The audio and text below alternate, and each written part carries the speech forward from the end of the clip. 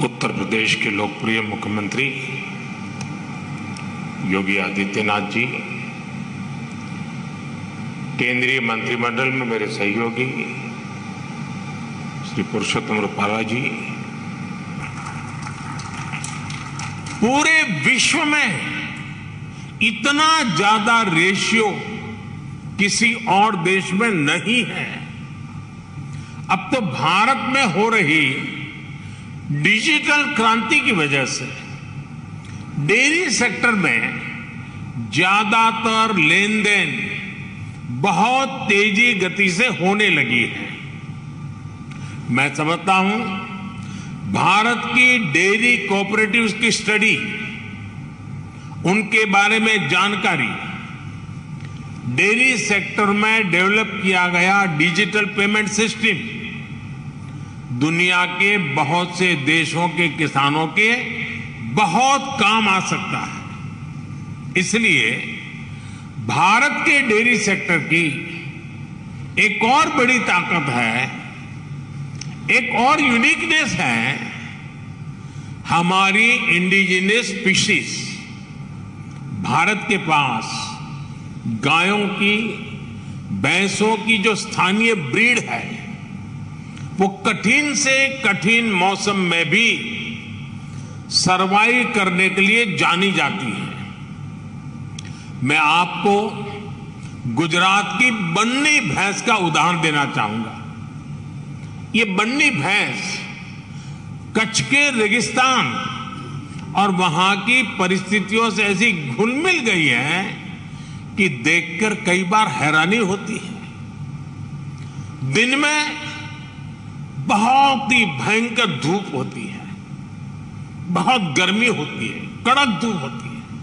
इसलिए ये बन्नी भैंस रात के कम तापमान में घास चरने के लिए निकलती है। विदेश से आए हमारे साथी ये जानकर के भी चौंक जाएंगे कि उस समय बन्नी भैंस के साथ कोई उसका पालक, उसका किसान उसके साथ नहीं होता है। वो गांव के पास बने चारगांव में खुद ही जाती है। रेगिस्तान में पानी कम होता है, इसलिए बहुत कम पानी में भी बन्नी भैंस का काम चल जाता है। बन्नी भैंस रात में 10-10, 15-15 किलोमीटर दूर जाकर घास चरने के बाद भी सुबह अपने आप खुद घर चली आती है। ऐसा बहुत कम सुनने में आता है कि किसी की बन्नी भैंस खो गई हो या गलत घर में चली गई हो। मैंने आपको सिर्फ बन्नी भैंस का ही उदाहरण दिया है, लेकिन भारत में मुर्रा, मेसाणा, जाफराबादी, नीली रवि, पंढरपुरी जैसी अनेक जात नस्लें भैंस की आज भी अपने अपने तरीके से विकसित हो रही है।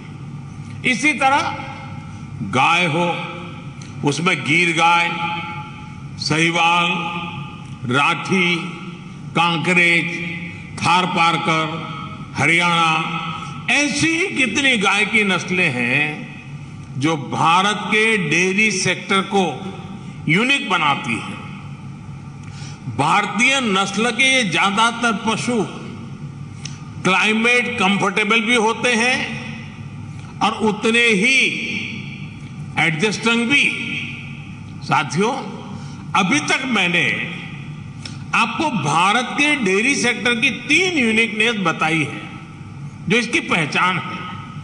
छोटे किसानों की शक्ति, कोऑपरेटिव की शक्ति और भारतीय नस्ले पशुओं की शक्ति मिलकर एक अलग ही ताकत बनती है।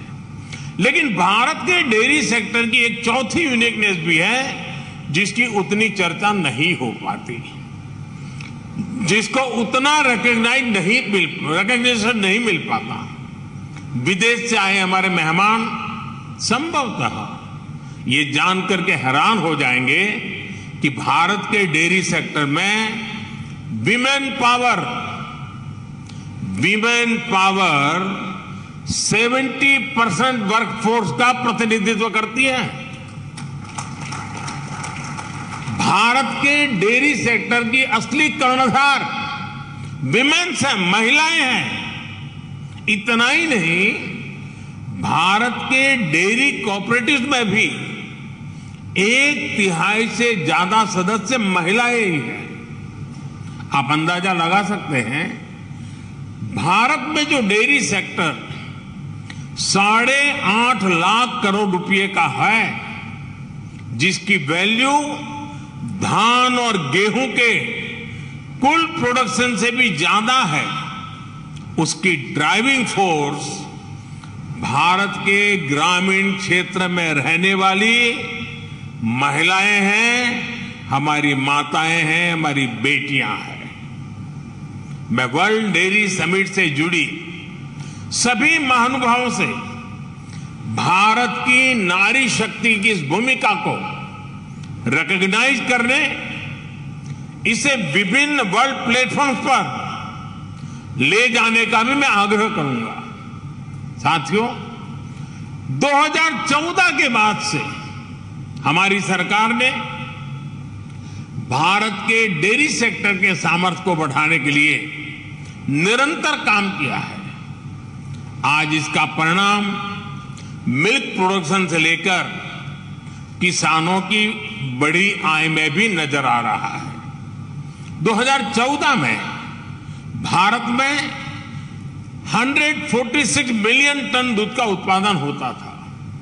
अब ये बढ़कर 210 मिलियन टन तक पहुंच गया है, यानी करीब करीब 44% की वृद्धि। आज पूरे विश्व में मिल्क प्रोडक्शन 2% की रफ्तार से बढ़ रहा है, जबकि भारत में इसकी रफ्तार 6% से भी ज्यादा है। भारत में दूध की पर कैपिटा अवेलेबिलिटी पूरे विश्व के औसत से कहीं ज्यादा है। बीते 3-4 वर्षों में ही भारत के छोटे किसानों ने बैंक खातों में हमारी सरकार ने करीब 2 लाख करोड़ रुपए सीधे ट्रांसफर किए हैं। इसका बहुत बड़ा हिस्सा डेयरी सेक्टर से जुड़े किसानों के खातों में भी आया है। साथियों, आज हमारा फोकस देश में एक संतुलित डेयरी इकोसिस्टम के निर्माण पर है। एक ऐसा इकोसिस्टम जिसमें हमारा ध्यान दूध और उससे जुड़े उत्पादों की क्वालिटी पर तो है ही, बल्कि दूसरी चुनौतियों के समाधान पर भी है। किसान को अतिरिक्त आय, गरीब का सशक्तिकरण, स्वच्छता, केमिकल फ्री खेती, क्लीन एनर्जी और पशुओं की केयर, ये सभी आपस में जुड़े हुए हैं। यानी हम डेयरी सेक्टर को, पशुपालन को भारत के गांवों में ग्रीन और सस्टेनेबल ग्रोथ का बहुत बड़ा माध्यम बना रहे हैं। राष्ट्रीय गोकुल मिशन, गोवर्धन योजना, डेयरी सेक्टर का डिजिटाइजेशन और पशुओं का यूनिवर्सल वैक्सीनेशन, इसी दिशा में हो रहे प्रयास है। इतना ही नहीं, भारत ने जो सिंगल यूज प्लास्टिक बंद करने का जो अभियान चलाया है, वह एनवायरमेंट की दृष्टि से तो महत्व का है ही, लेकिन जो भी जीव दया में विश्वास करते हैं, जो पशुधन में उसके कल्याण में विश्वास करते हैं, उनको मालूम है कि प्लास्टिक पशुओं के लिए कितना खतरनाक बनता जा रहा है, गाय और भैंस के लिए कितना खतरनाक बनता जा रहा है। उस सिंगल यूज प्लास्टिक को भी बंद करने का, खत्म करने का हमने बहुत लगातार प्रयास आरंभ किया है। साथियों, भारत के डेयरी सेक्टर का जितना बड़ा स्केल है, उसे साइंस के साथ जोड़कर और विस्तार दिया जा रहा है। भारत डेयरी पशुओं का सबसे बड़ा डेटाबेस तैयार कर रहा है। डेयरी सेक्टर से जुड़े हर पशु की टैगिंग हो रही है। आधुनिक टेक्नोलॉजी की मदद से हम पशुओं की बायोमेट्रिक पहचान कर रहे हैं। हमने इसे नाम दिया है पशु आधार। पशु आधार के जरिए पशुओं की डिजिटल आइडेंटिफिकेशन की जा रही है, जिससे उनकी सेहत पर नजर रखने के साथ साथ डेयरी प्रोडक्ट से जुड़े मार्केट को विस्तार देने में मदद मिलेगी। साथियों, आज भारत का बहुत बड़ा फोकस पशुपालन के क्षेत्र में उद्यमशीलता को, एंटरप्राइज को बढ़ावा देने पर भी है। डेयरी सेक्टर से जुड़े छोटे किसानों की ताकत को हम फार्मर प्रोड्यूसर ऑर्गेनाइजेशंस और महिलाओं के सेल्फ हेल्प ग्रुप के माध्यम से एकजुट कर रहे हैं। इनको बड़ी मार्केट फोर्स बना रहे हैं। अपने युवा टैलेंट का उपयोग हम एग्रीकल्चर और डेयरी सेक्टर्स में स्टार्टअप्स के निर्माण में भी कर रहे हैं। आपको ये जानकर भी अच्छा लगेगा कि भारत में बीते 5-6 साल में एग्रीकल्चर और डेयरी सेक्टर में 1000 से अधिक स्टार्टअप्स बने हैं।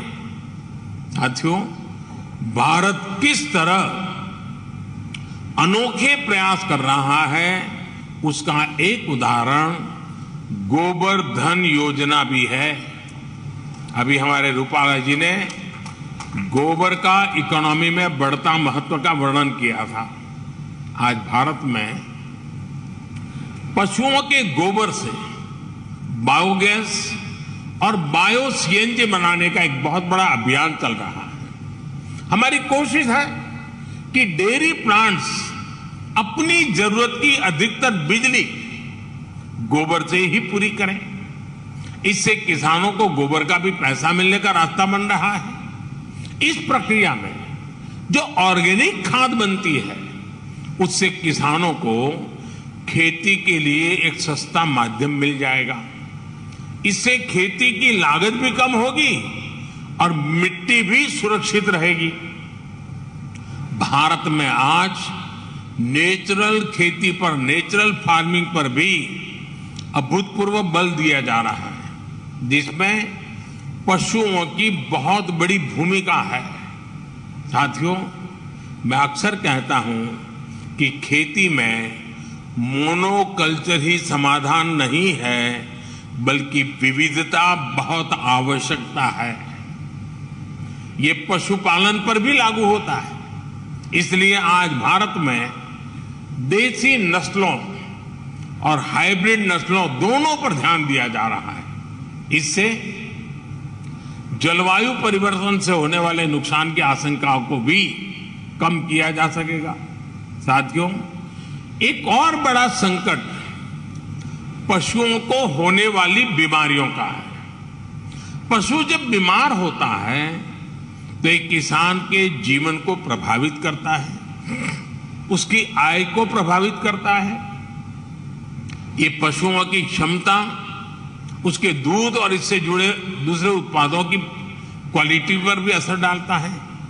इसलिए भारत में हम पशुओं के यूनिवर्सल वैक्सीनेशन पर भी बल दे रहे हैं। हमने संकल्प लिया है कि 2025 तक हम 100% पशुओं को फुट एंड माउथ डिसीज और ब्रुसेलोसिस की वैक्सीन लगाएंगे। हम इस दशक के अंत तक इन बीमारियों से पूरी तरह से मुक्ति का लक्ष्य लेकर चल रहे हैं। साथियों, आज आपके बीच चर्चा करते हुए मैं डेयरी सेक्टर के सामने आई सबसे ताजा चुनौती का भी जिक्र करूंगा। पिछले कुछ समय में भारत के अनेक राज्यों में लंपी नाम की बीमारी से पशुधन की क्षति हुई है।